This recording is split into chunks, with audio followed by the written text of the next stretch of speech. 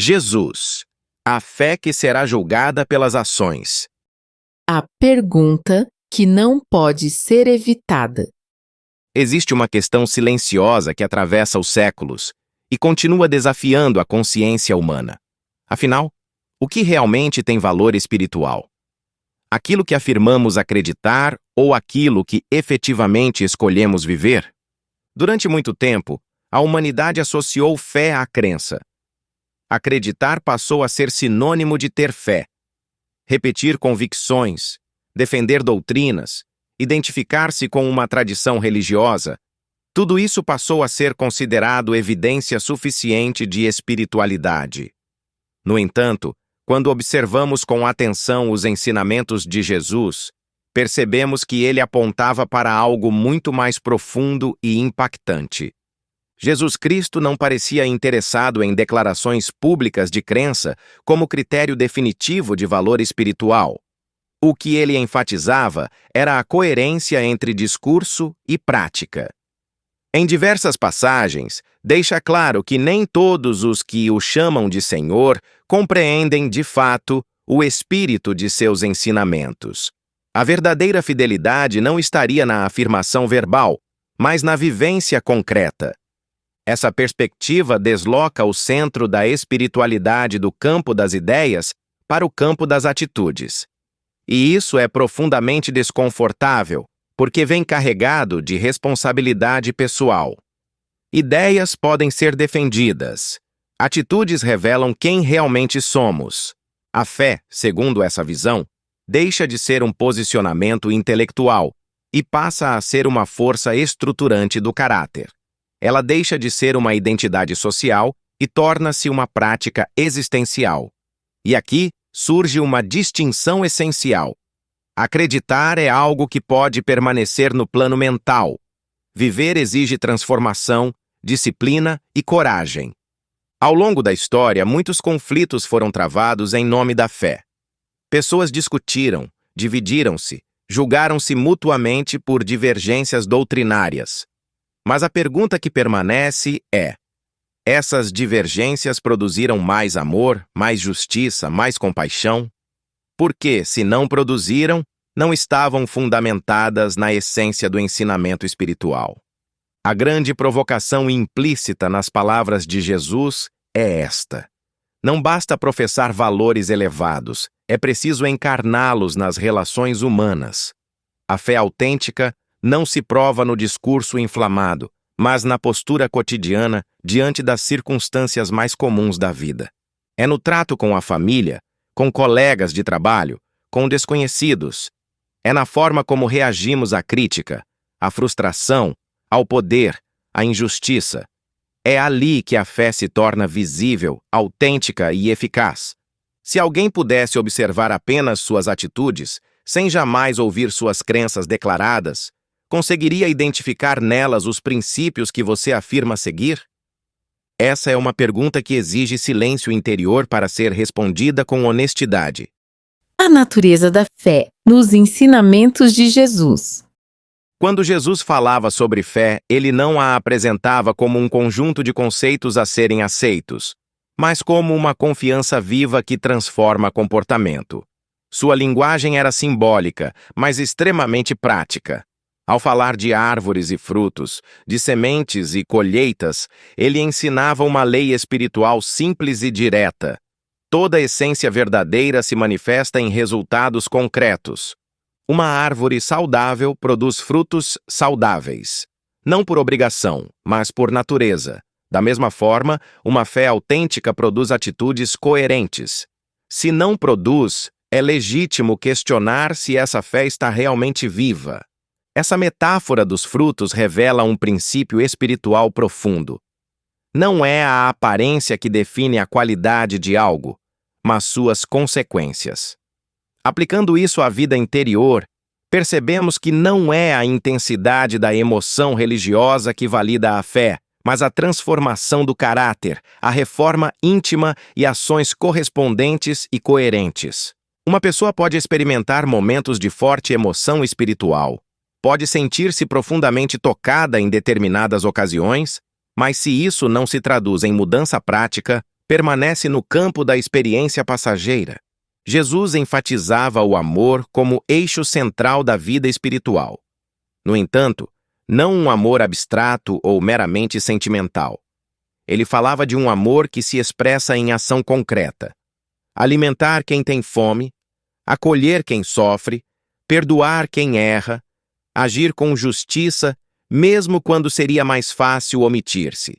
Esse amor exige maturidade, exige domínio sobre impulsos reativos, exige renúncia do orgulho, exige disposição para compreender antes de condenar.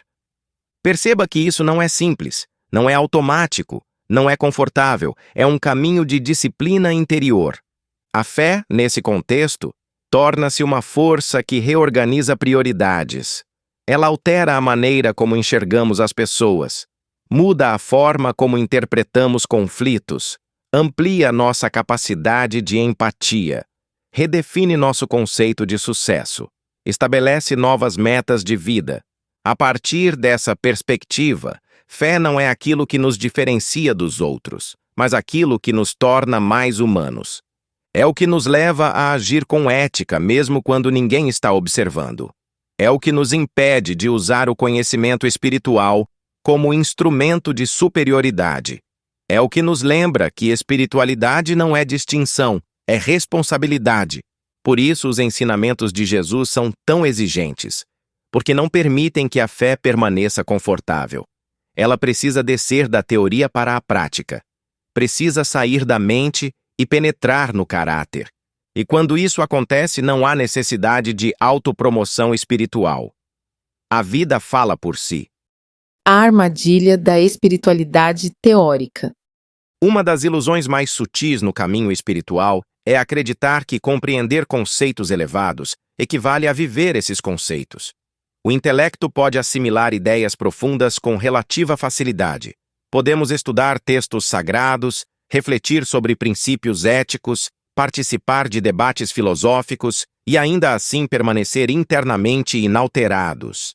Essa é a armadilha da espiritualidade teórica. Ela produz a sensação de crescimento sem a correspondente transformação real. Alimenta o ego com conhecimento, mas não necessariamente fortalece o caráter.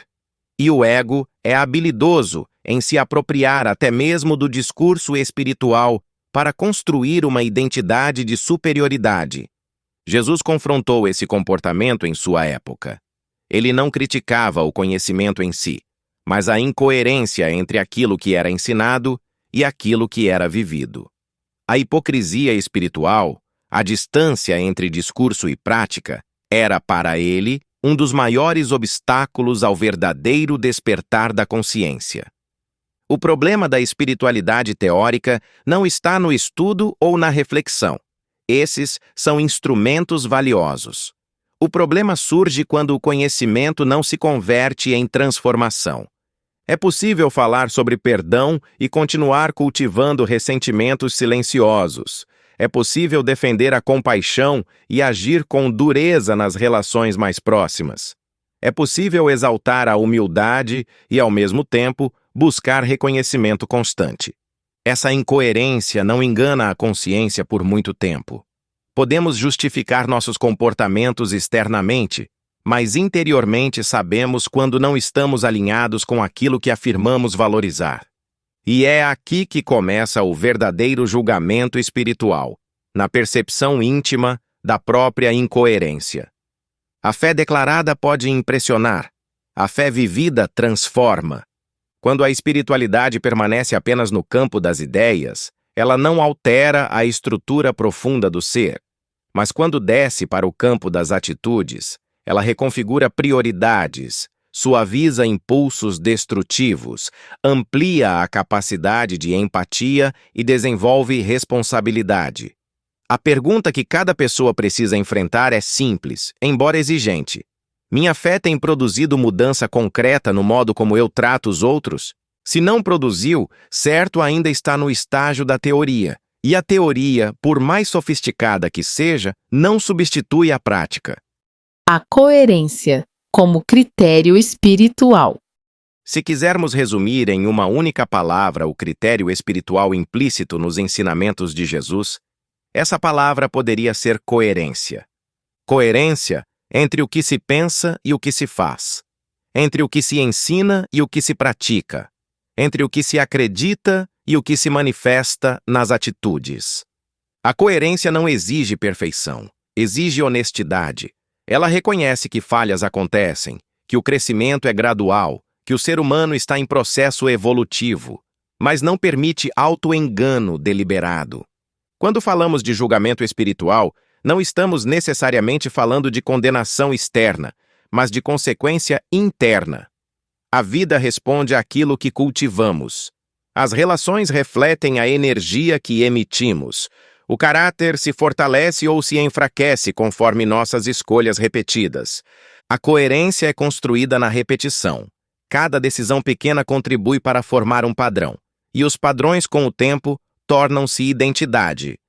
Se uma pessoa escolhe sistematicamente agir com integridade, mesmo diante de vantagens imediatas que convidam à desonestidade, ela fortalece dentro de si um eixo sólido. Esse eixo se torna parte de quem ela é. Por outro lado, quando alguém escolhe repetidamente justificar pequenas incoerências, cria fissuras internas que enfraquecem sua própria confiança em si mesmo. Jesus ensinava que a árvore é conhecida pelos frutos. Essa afirmação não é uma ameaça, é um princípio. Os frutos não aparecem de forma aleatória. Eles são resultado da natureza da árvore. Da mesma forma, nossas atitudes revelam a qualidade de nossas convicções. Se afirmamos acreditar no amor, mas agimos com indiferença, há uma desconexão. Se afirmamos valorizar a justiça, mas nos omitimos diante da injustiça, há incoerência. Se defendemos a verdade, mas distorcemos fatos para proteger nossa imagem, a fé ainda não se consolidou em prática. O julgamento, então, não é um evento isolado no tempo. É um processo contínuo de revelação. Cada atitude revela quem estamos nos tornando. A coerência espiritual não busca perfeição imediata, mas alinhamento progressivo. Ela reconhece que o caminho é de aprendizado constante, porém, exige disposição sincera de crescer. Talvez o ponto central seja este: a fé que será considerada não é aquela que você afirmou possuir, mas aquela que moldou seu caráter ao longo do tempo. O julgamento como lei de consequência. Quando se fala em julgamento nos ensinamentos espirituais, muitas pessoas imediatamente imaginam uma cena futura, solene e definitiva, como se fosse um tribunal externo que decidirá o destino da alma. No entanto, ao observarmos com maturidade os ensinamentos de Jesus, percebemos que há algo ainda mais profundo e imediato: o julgamento como consequência natural das próprias escolhas. A vida opera por leis. Assim como existe uma lei física que determina que toda ação gera uma reação, existe também uma lei moral e espiritual que estabelece que toda atitude gera um efeito correspondente na consciência e nas relações humanas. Não se trata de punição arbitrária, trata-se de coerência existencial. Quando alguém cultiva constantemente a agressividade, por exemplo, pode até obter vantagens momentâneas, mas inevitavelmente colherá distanciamento, desconfiança e solidão. Quando alguém escolhe agir com integridade, mesmo que enfrente dificuldades no curto prazo, constrói um patrimônio invisível de credibilidade e respeito. Esse é o julgamento em ação. Cada decisão molda o interior. Cada postura fortalece ou enfraquece o caráter. O julgamento, portanto, não começa depois da vida. Ele acontece durante a vida. A consciência registra tudo. Podemos enganar os outros por um tempo. Podemos sustentar uma imagem pública admirável. Podemos até convencer a nós mesmos por alguns períodos. Mas, no silêncio interior, sabemos quando estamos alinhados com nossos valores e quando estamos nos afastando deles. Esse conhecimento íntimo é o primeiro tribunal. Jesus falava de colheita, falava de frutos, falava de construção sobre rocha ou sobre areia. Todas essas metáforas apontam para o mesmo princípio. Aquilo que é construído com base sólida permanece. Aquilo que é construído apenas na aparência não resiste às tempestades. Se a fé for apenas discurso, ela não sustentará momentos de crise. Se for apenas emoção passageira, desaparecerá diante da primeira frustração. Mas se estiver enraizada em prática diária, ela se tornará força interior. O julgamento, então, é revelação. Revelação da qualidade do que foi cultivado ao longo do tempo. A fé aplicada na vida cotidiana. Se a fé que será considerada é aquela que se manifesta em ações, então a pergunta prática se impõe: como vivê-la de forma concreta? A espiritualidade genuína não se limita a momentos específicos de devoção. Ela se estende ao cotidiano. Está presente nas decisões aparentemente pequenas, nas escolhas silenciosas que ninguém aplaude. A fé aplicada começa na maneira como tratamos as pessoas mais próximas. Muitas vezes, somos gentis em público e impacientes em casa. Somos tolerantes com estranhos e duros com familiares. Essa incoerência revela que ainda estamos aprendendo a integrar crença e comportamento. Viver a fé significa permitir que os princípios espirituais orientem reações automáticas. Significa desenvolver autoconsciência suficiente para interromper impulsos destrutivos antes que se transformem em palavras e atitudes. Isso exige vigilância interior. É o orai e vigiai, uma sintonia mais elevada para qualificar as ações do cotidiano. Auxilia na resposta ao perguntar a si mesmo, diante de cada decisão: essa escolha está alinhada com os valores que afirmo defender? A fé aplicada também se manifesta na ética profissional. Na honestidade quando há oportunidade de vantagem ilícita. Na responsabilidade quando ninguém está supervisionando. Na recusa de participar de injustiças, mesmo que isso traga desconforto. Ela se manifesta na forma como lidamos com poder e dinheiro. Ambos são testes profundos de caráter. O poder pode revelar arrogância escondida. O dinheiro pode revelar prioridades reais. A fé madura não elimina desafios, mas redefine respostas.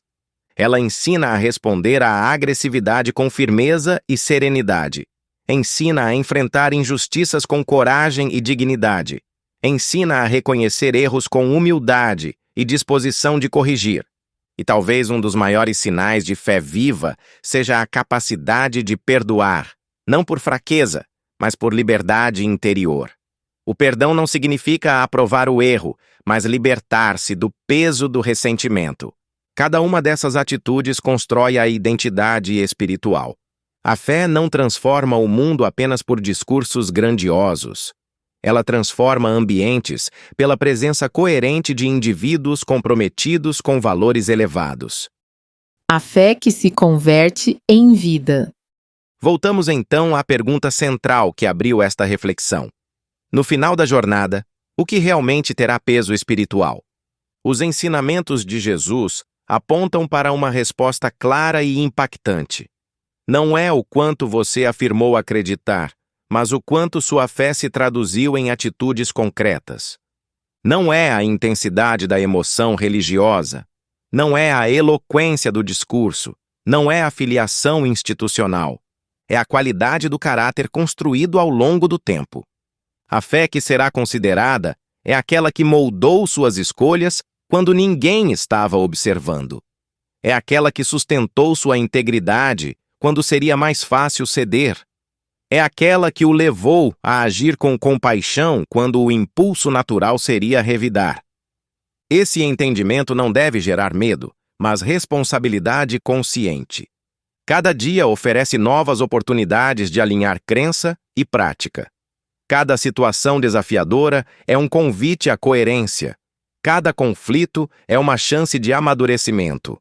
A espiritualidade autêntica não é espetáculo. É transformação gradual. Não é sobre parecer bom. É sobre tornar-se melhor. E tornar-se melhor exige ação. Que sua fé não permaneça apenas no campo das ideias, que ela desça ao coração e se expresse nas mãos, que ela se manifeste na maneira como você vive, escolhe, decide e ama. Porque no fim, a fé que permanece é aquela que se converteu em vida. Valorize o nosso trabalho.